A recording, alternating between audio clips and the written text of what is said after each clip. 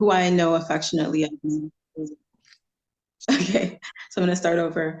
I just want to welcome everyone who's in attendance today. Thank you for your presence. And I have to acknowledge, first and foremost, Matriarch Na, as I affectionately know her as the one who has introduced me to her uncle Nee, and who has invited me to come and host and co-host alongside of you phenomenal people today. So I just want to pause here and just give acknowledgement to see if either Uncle Nee wants to say anything or Matriarch Na before I begin. I just want to say thank you very much for accepting our invitation to join these wonderful people. I also know that we are on this journey together as children of the soil. And so in the spirit of Ubuntu, I welcome all of you to this platform of the story of us by us. Thank you. And likewise, I hand back to you, Matriarch. I said just to say that, yes, thank you for agreeing to host us today, and I'm looking forward to the conversation. And it says, greetings, brothers and sisters of the soil from the Global Africa Diaspora Youth Foundation, which is also known as GADYF, that is based in Accra, Ghana.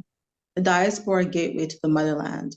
Our greatest challenge in the 21st century is the coming together of Africa and the Africa diaspora, building the Africa we want and need. And today, on Saturday, July 29th, we are gathered here with our esteemed Nitawa Okuraja Kuni, please forgive me if I don't pronounce accurately, who is of the Africa Diaspora History and Library oral historian and publisher of the Nile Valley magazine. Ni is a founder of the Nile Valley Foundation Learning Center, public speaker, community advocate, and activist. Also the founder of the largest Black food bank in Alberta, the Africa Diaspora COVID Relief Food Bank, and founder of My Brother's Keeper, which is a project for Black boys. Ni's passion for history helps put diaspora history on Alberta's map and the official recognition of Black History Month in Alberta. Ni is a Ghanaian Canadian and now calls Edmonton home. I also want to acknowledge that, as it is written here, when we look at the genetics of African peoples in the diaspora, we see the genetics of the Mende people, the Fulani, Kuru, Yoruba, Ashanti, Mandinka, Wolof, Bantu, Hausa in their genetic material, because that material has not changed and has not been lost. And it is because of this huge amount of African genetic diversity that we believe will lead the diaspora back to the motherland, a major aspect of the GADYF mandate. Ashe. So we're welcoming you to our second podcast. We're welcoming you to our second podcast that is led by the Africa Diaspora Return, with a great team of experts and diasporans that are also from the mainland. Your host today is Aissatou Asante, who is a Jamaican Canadian, Ghana expat, a human rights pioneer and interpreter of misdiagnosed mental health. I'm also a vocal synergist, cosmic artisan, and VP creative director for Wassy Dassy Bags and Accessories, and the CEO with You Think Indigo, which is a global think tank. So I would like to also invite Dr. Mjiba Frehewot, and again, apologies if I'm not pronouncing your name correctly, please correct me, to also introduce themselves at this time. Thank you so much, Aissatou, for your introduction to this very exciting discussion and debate. And my introduction will be very brief. My name is Dr. Mjiba Frehewot. I am a research fellow at the Institute of African Studies. I'm also a member of the All African People's Revolutionary Party and All African Women's Revolutionary Union. And I do research around Pan-Africanism, decolonizing knowledge production, and I currently call Accra, Ghana home. Thank you, and I'm happy to be here. Over to you. Thank you very much, Dr. Mjiba. I'm also going to put in the chat a link to the email for you all to have a resource. It is GADYF 2023@gmail.com. I will be posting it in the chat shortly. And thank you again for your introduction. And I now would like to pass in the order that it was given to me, Matriarch Amerly, to go ahead and introduce herself, please. Thank you, I said. Greetings, everyone. So I am Na Amelia Santiamar. I am a UK employment lawyer by profession, founder of Power to Our Mothers Limited, and also Power to Our Mothers Foundation Africa, which is a nonprofit here in Ghana. I'm also an independent presidential aspirant for Ghana. So I will be seeking your support. And a native of the Gadangwe tribe.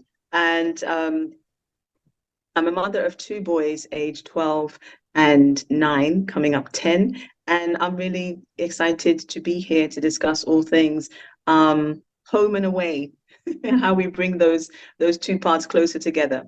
So I'm Na, and handing back over to you, I said. Thank you.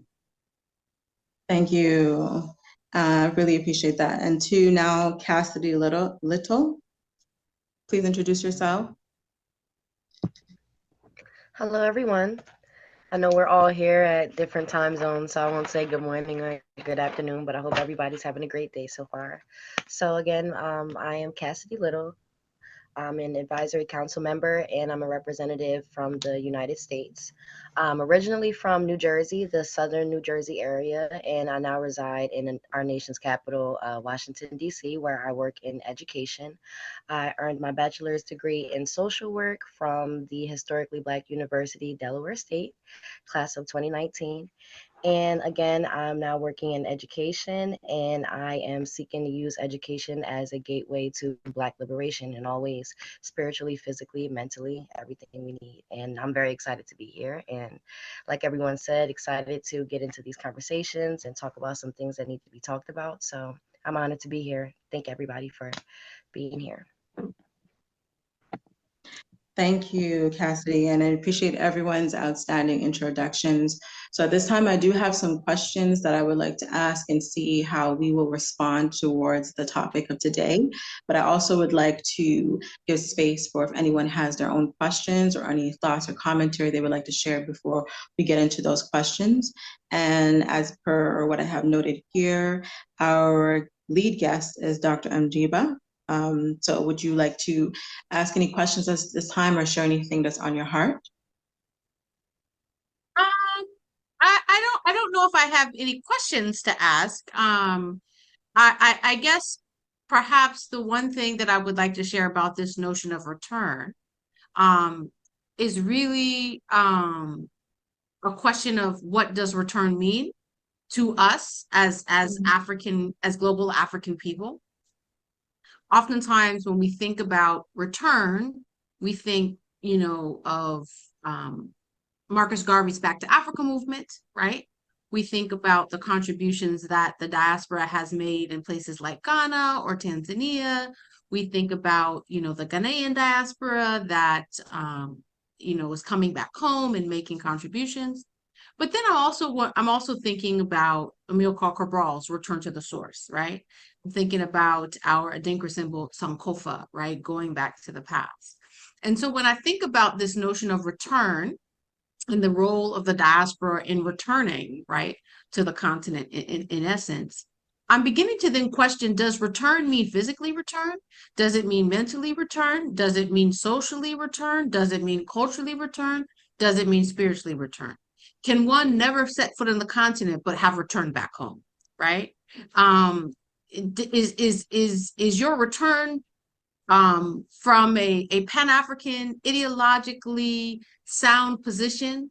Is that a more significant return than someone returns to the continent and is a capitalist that exploits African people on the continent, right? So here are some things I'm just sort of thinking about even this notion of Africa, and of course we're all familiar with the fact that, land is power, right? And Africa should be primary in African people's lives globally. But we also recognize that being on the continent alone doesn't necessarily mean that we are returning to the source, right? It doesn't necessarily mean that we are contributing to African people's unification and liberation globally. So what does return really mean? If you are a person who's coming back to Ghana, for example, and you're working, for a multinational corporation, and you're, in the upper 1% of people living in Ghana, right? And you're exploiting workers. Is that really the kind of return we want? So here are some things that I've been thinking about. Thank you. Yes, I absolutely appreciate your insight and thoughtfulness into the topic, into the question. And my response for myself is I do my best not to attach my views onto other people. So as a diasporan and with another diasporan sharing with me what it means for them to return, I will receive that as their experience because I don't know what it is to walk in their shoes. I can only speak for myself. And so the insightfulness of your question or looking into what does it mean for other people, I appreciate that because it's giving that you have an interest in what it means for those that are in a similar experience as you, but also acknowledging that it may not be the same as yours. So I do appreciate that, and thank you for sharing that with us. And I welcome and invite anyone else if they would like to share their thoughts on that. So I'll pause here to see if anyone else would like to say anything in response to that. Thank you.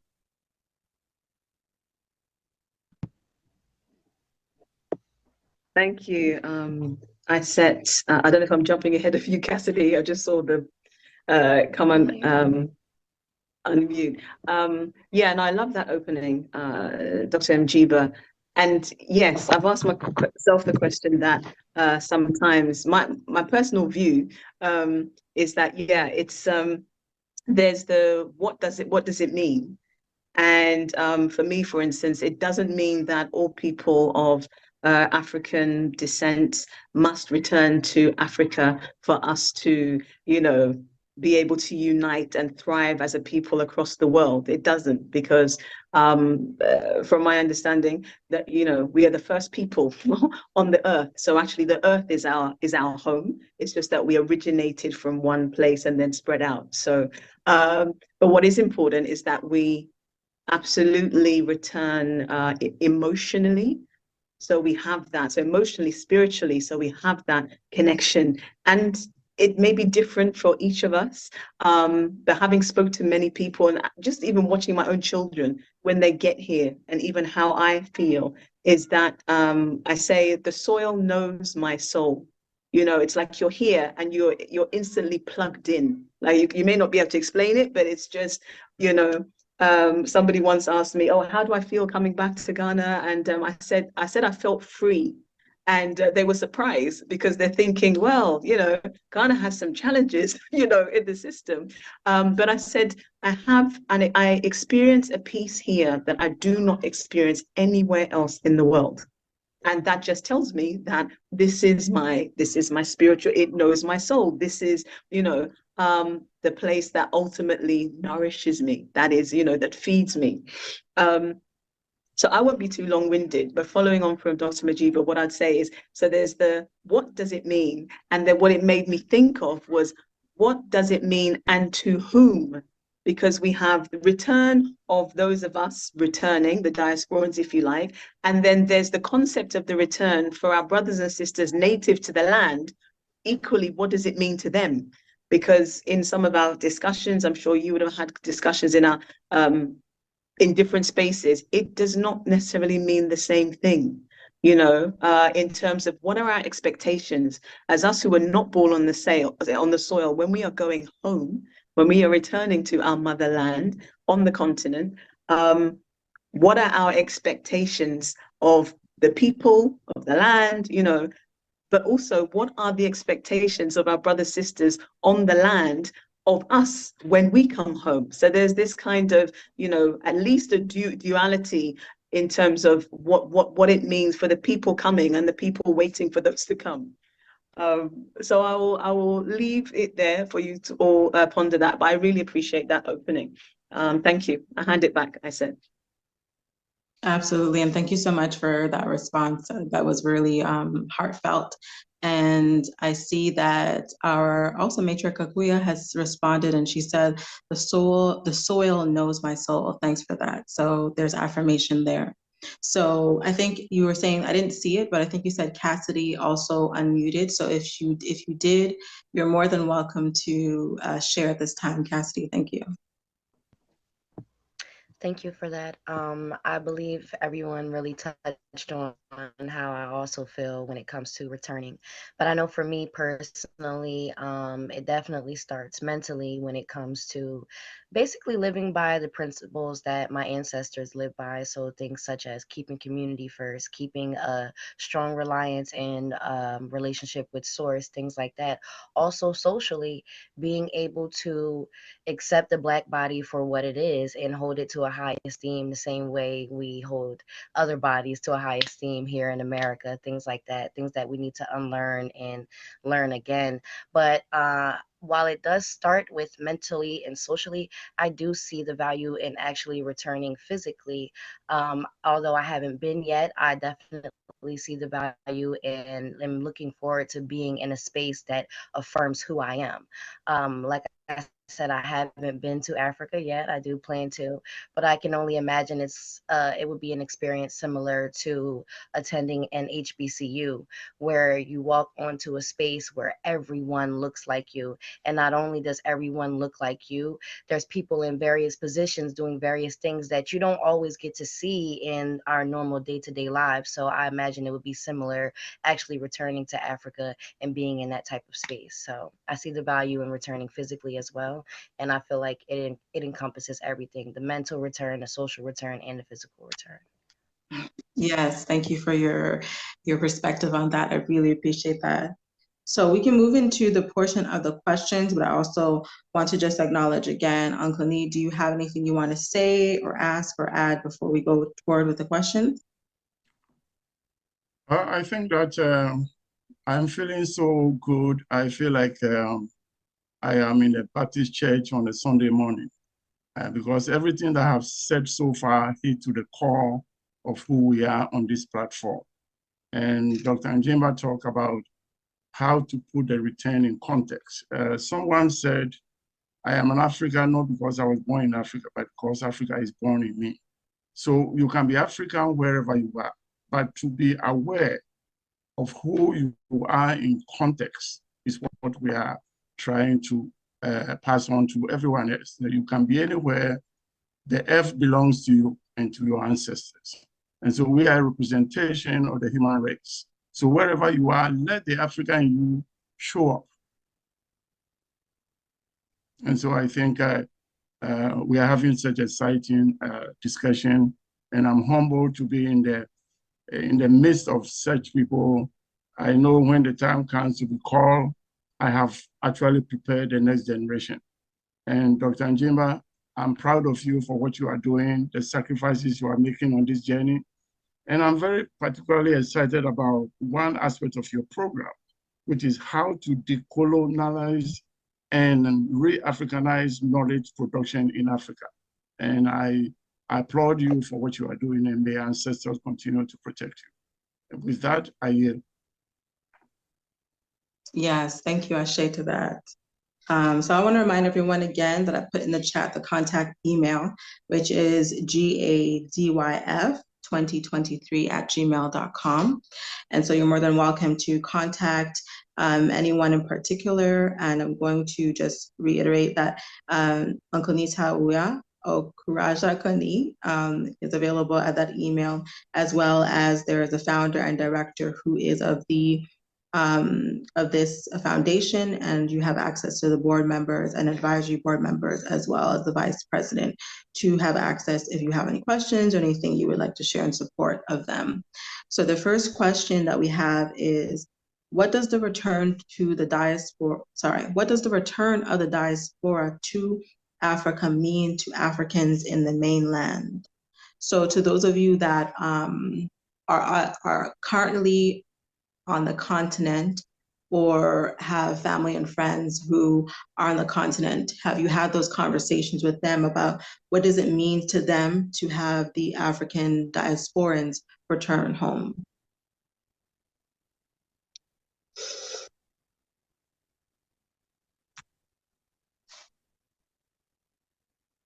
I'll jump in if nobody's going to go first. I've had a number of conversations. I think some with family or seeing some family, and friends. And when I mentioned before about, what does the return mean to us who are coming home and those who are receiving us, at home? What becomes apparent is maybe the discrepancy or the divergence of how we view our respective experiences.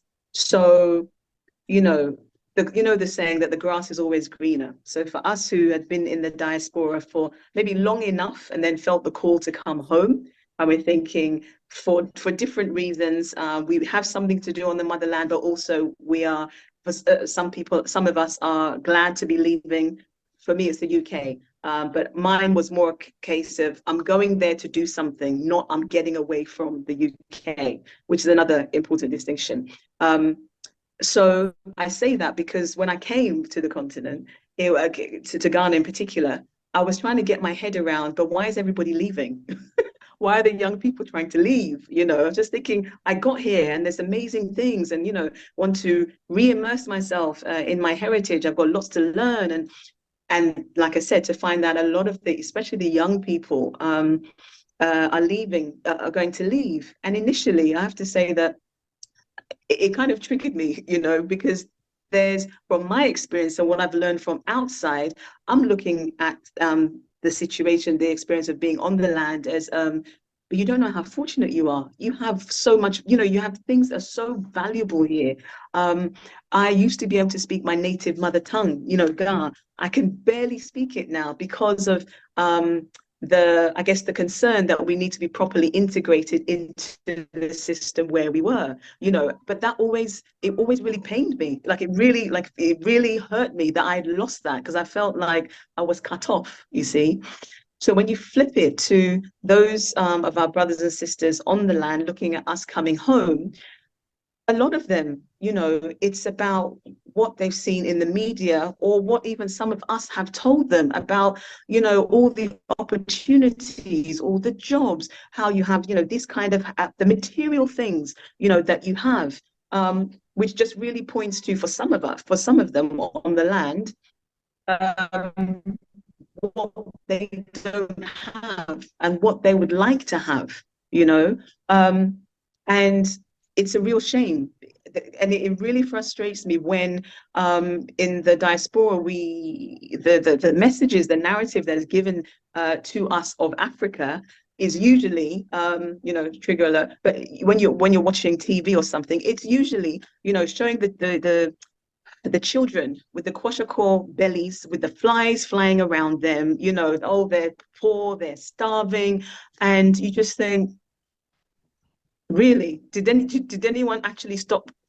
How did these people come into the country? Because did they not go through the airport? Did they not see the cities that we have in the country? And then meanwhile, in the UK, plenty of people sleeping under bridges, lots of homeless people. People may put it down to, COVID was an extra thing, but them having to go to food banks. The so-called developed countries have challenges that are kind of erased from or hidden from our brothers and sisters on the land. And unfortunately, intentionally or not, we don't always correct them. I do, because I just think, having had to step down off my high horse and think like, you shouldn't go. What I realize is that actually travel benefits us all. It's how we learn, we become more cultured, we can expand our perspectives. But what I say to them from my personal view is, if you go, please know that you will have an experience where you really now understand the color of your skin. You are Black, you are sick, this is the difference that we have had to live, at least from my experience in the UK. So what I would say is that, like I said, there's that mixed messaging, and I know that we don't just naturally wake up and think these things. The messages for me, they are by design. And sometimes I think that it can cause tension because we're not really understanding one another, but because we are not actually giving each other the space to listen to one another. So some of the other feedback I have for a hand on is like, when we come back, when some of us come back from the UK, from US, from Canada, from wherever, Australia, some of the oppression, I'll just call it that, some of the oppression that some of us have experienced in the diaspora, it's obviously it's very heavy on us. So when you get here and you kind of want to offload and tell our brothers and sisters on the land, oh, it's so tough, this and this is going on, they're mistreating our people and everything else. And what can happen is that we don't stop to question, but what has the experience of our brothers and sisters been on the land? Because there's struggle here. Like now I understand the meaning in Ghana when people just say it's not easy. Like I hear it every day and they don't mean it in joke. Like it's not easy. Nothing is straightforward. It really is not easy. And so I think sometimes it becomes a clash of whose pain is bigger, whose discomfort, whose challenges, are bigger or worse, which is not a great place for us to be in. But that's why I'm so pleased, honored, to be part of the GADYF, the GADYF Advisory Council, and that we're having these conversations because this is a minute fraction of the magnitude of the conversations we need to have to say, hey, before I tell you about me, how is it for you? How has it been for you? And then you can ask about me. So yeah, I will end on that note and pass it back. Thank you. Thank you, Major. No. So that was a very dynamic in a response, and it encompasses a lot of different experiences held by what we have come to know through the history of us being diasporans and those that are indigenously Ghanaian. So thank you for that. To anyone else that would like to answer to the question, are you an I'm going to just answer it. I'm just going to say, what does the return of the diaspora to Africa mean to Africans in the mainland? So if you are an African on the mainland, despite which country you may be from, do you have any insight of what it means to you to experience the return of diasporans? I will speak after Dr. Njimba. Okay, I mean, I was debating whether I would come in because I was born in the US. So I mean, I don't know if I can speak for the experience of Ghanaians or Kenyans or Africans who happen to have been born on the continent. And one thing I think is a particularly important thing to note is that we did not choose where to be born. Our political, geopolitics and history dictated where we were born. We didn't choose whether we would be born in Ghana or in Berkeley, in my case, in California, right? So that's something I think that's important to note. But I think from my experience, being in Ghana, as a research fellow at the Institute of African Studies and, interacting with Ghanaian students and then just Ghanaians in general, is that much like in the US and in Canada and other places in the diaspora, there really is a lack of education around the actual history of the continent, right? And so what you find is that because there's a lack of education about the history of the continent, i.e., education in Ghana, much like in the US or in Canada, is neo-colonial and neoliberal, i.e., the features and curriculum of the education is really based on our Eurocentric understanding of the world and global politics, right? And so the challenge that you have is that if you're lucky enough to go through Ghana Education Service from primary to JHS to SH, and then perhaps to tertiary education, maybe to get university education. You could theoretically go through all of those levels and never learn about African people in the diaspora, right? I teach a Africa in the Diaspora course. Every year we have, each semester we have between 300 and 500 students.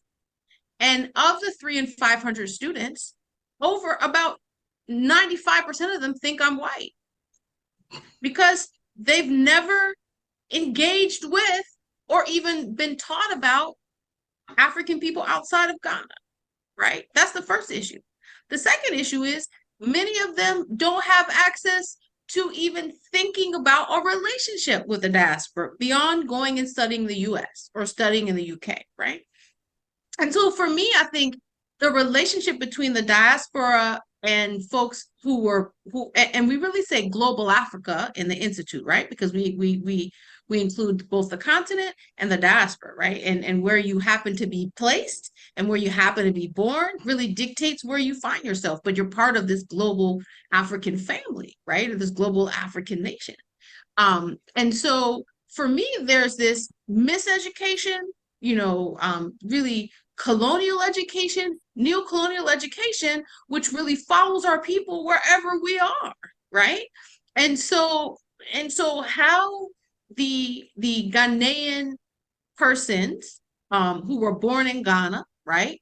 And I don't use and I'm kind of pushing away from this word indigenous because everyone's indigenous to somewhere, right?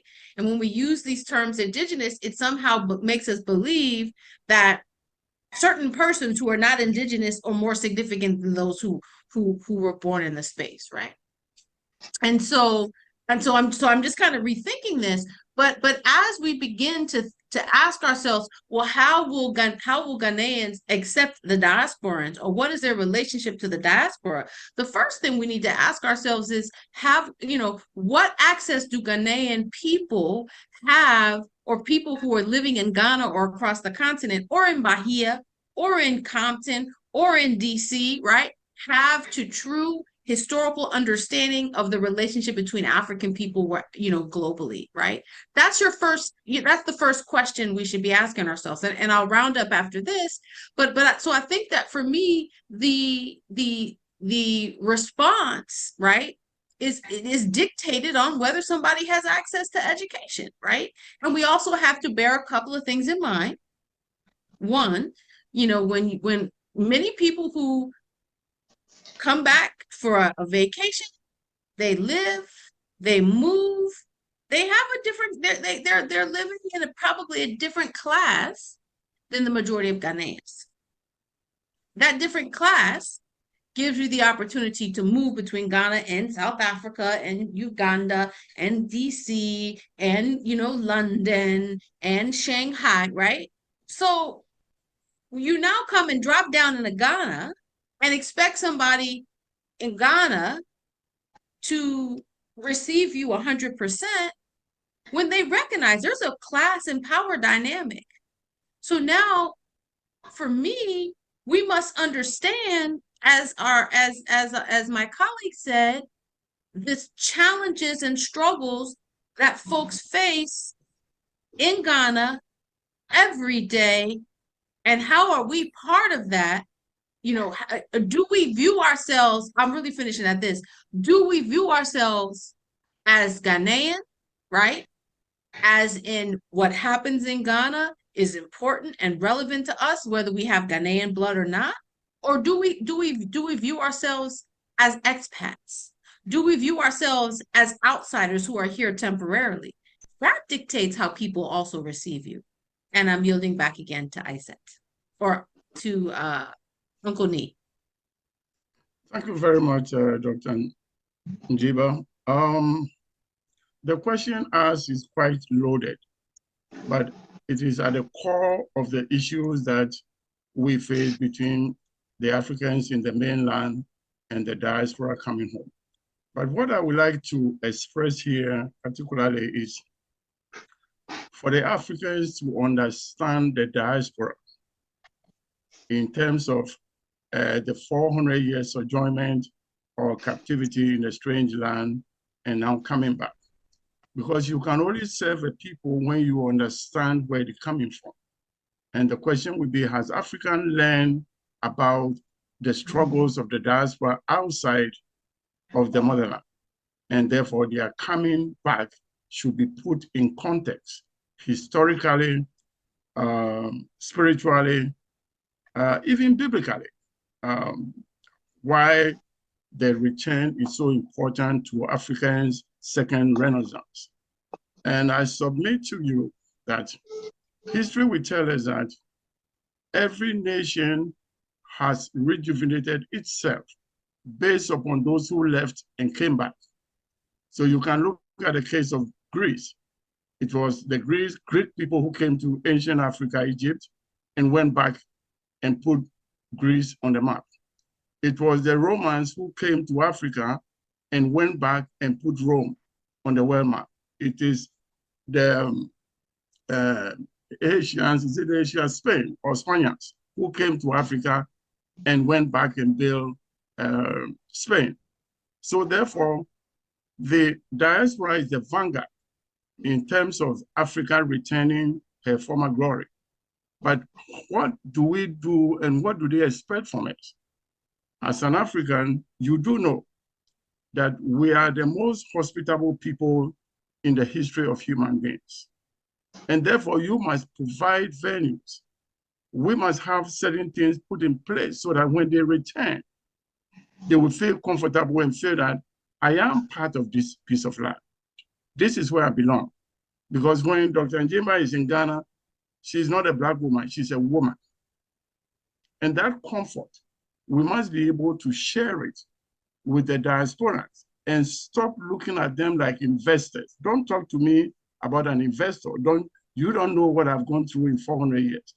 And then you're talking to me about coming to invest. I'm not an investor. I'm coming home to my mother. And therefore, I want Ghanaians or Africans to begin to look at the return of the diaspora in a more spiritual and historical context, so that we know they are not there to go and sleep in a 5-star hotel, or they want to go to the most expensive. They want to come and live with us, see how we live, see how we relate to each other, feel our spirituality, our connection to nature, our love of humanity. These are some of the things that we need to exchange. And then we must pause at some point to listen to them. Please tell me about your 400 years experience. And then I will say, I feel you, I'm with you. And this is where the conversation has to begin. And I submit to you that with discussions such as this, we are on the right path. Thank you. Thank you, Uncle Nee, for that, and Dr. Mjiba. There's a lot in both of your responses. And for the sake of time, I will proceed to the next part of that question, which is now, what does it mean to the diasporans who are returning to Africa, especially the youth who perhaps may have a different viewpoint? So I think, Cassidy, you have not shared in this question portion. Would you like to add something to this question? And I repeat, the question is, what does it mean to the diasporans who are returning to Africa, especially for the youth? Thank you. It's a great question. I have some points to make, and everybody made amazing points that, I want to kind of stem from. I want to say, we talked about struggle that is present in Africa. And, as many of us know, the Black experience in America is colored by struggle. So when it comes to relocating or moving to another place or leaving America, for a lot of Black people in America, our only interest in something like that would be to escape struggle. because our life is so colored by struggle, that is basically all we can focus on. When your life is colored by struggle, the only thing that you can think about, your only priority is escaping that struggle. And I feel like that's why at times when you say, you know, people in Africa struggle, that may be a reason why Black people or diasporans in America aren't somewhat interested in returning back to Africa, because we are only stuck in that struggle mindset. But it takes becoming a person that can see the spiritual value, that can see that social value, just the energetic value, the historical value, and actually hold that important, you know, and not just look at it as, okay, I'm going to move to this country because it's going to be cheaper to live and this is going to be a means to escape my poverty. While that may be true, and we talked about how a lot of us, when we do go to Africa, there are class disparities. While that may be true, it may be a means to, you know, live more financially free the way that you want to. That can't be the priority, because then it becomes a situation where you're going and you're just an investor, or you're going and you're just capitalizing the way we've seen, you know, other groups come into Africa and doing, and not going for, I don't want to say the right reasons, but the reasons that are going to actually advance all of us. So I think it first starts with us becoming a people to where we prioritize that spiritual value and that social value as well. And then it's on people like us that are in organizations like us to highlight the other values. Yes, there is struggle here, but you're going to gain this. Yes, there is struggle here, but you're going to gain this. You're going to be affirmed in this group. You're going to be that. You know, highlight those things and communicate those things and put those out there so that it can be something that's attractive for diasporans in America. And there's a lot more to it. There's layers, but I just wanted to touch on that sort of financial class aspect, because that means everything, you know, for diasporans in America. Like I said, our life is colored by struggle. So that's a big thing that we're worried about, but it has to be more than that, deeper than that. Thank you, Cassidy. That was very profound, and I appreciate your response. We have a second question here, which is, what are the most essential support systems the average diaspora youth upon arriving in Africa may expect and hope the government and the citizens may provide for an easier transition into the African way of life and feeling much more at home? So what is the most essential support that we can think of in relationship to the average diaspora youth coming home to the continent? Who would like to respond to that question? I'll try and keep it brief. So I'm answering it from the perspective of what they need, as opposed to, because I'm not sure, actually I am sure that there actually doesn't appear to be much support, linking back to what both Uncle Nee had said and Dr. Mjiba. So it may seem very simple, but we know the simples are essential. Its ability to communicate. You need data, you need an ability to phone people, like communicate with people, because you don't necessarily know where you're going. You may be received by someone, but that's one of the simple, most important things. We must be able to contact people by phone. We need data. You must stay connected. It's ever more important for us to be connected in a place that you don't know. I think that's one of the major things. Another one is really something that I would think that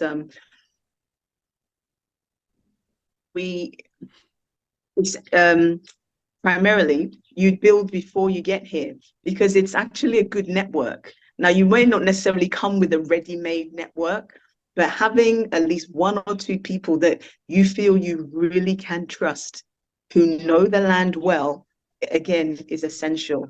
Because as Cassidy mentioned before, the struggle is real. The struggle away and the struggle at home, and it becomes a battle of the struggle. And I think everybody on the platform may be able to talk about stories of people who really have come to the continent and not had a good time, you know. And I try to look at it's bad when you're in it, but looking at the bigger picture, I also see that, you know, it comes from the struggle. You know, people, when you're in survival mode, you become very opportunistic. And I say to people that information here, it's a premium. the privilege you don't have here is that we have outside the UK, in the UK, Canada, or whatever, that you can just ask the question, oh, how much is this? How do I do this? Can someone take me here? Over here, in my experience in Ghana, those questions, they all come with a price tag, not because people are greedy, but because certain people, they are hungry. They need to do that something. And so if you're asking a question of somebody, they may need to call somebody, credit. They may need to go online to do something, data, the basic things. So I'll leave those two. There's very many more, but literally like the life-saving things apart from food and water, we have to be able to be connected to somebody we trust, and at some point, maybe some kind of body. And I know they have a Diaspora office here, but that's a conversation for maybe another time. So I'll yield here because I'm sure the others will have something to say. Thank you. Let me try to understand where we are coming from. GADYF is coming from. And I think I will put this statement solely on the shoulders of Dr. Njimba. The process of education and understanding each other. And I feel a little bit sad when I recall growing up, the kind of social order.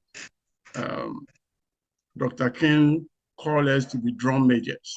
So there was a time when you hear Marvin Gaye asking the question, what's going on? And then you hear James Brown saying, say it loud. And Bob Marley saying, Buffalo Soldier. We don't have those kind of people with us today. And therefore, there's the need for people to step up, to actually fill those positions. And that's where the education, the story of those people in the mainland and the story of the diaspora is shared. So I think what I would like to ask is that we begin to put programs in place where we can offer 2 weeks, 3 weeks courses on the African diaspora, a 2-week course about the Africans and their understanding of the diaspora, so that we can know each other. Because to know me is to love me. You can't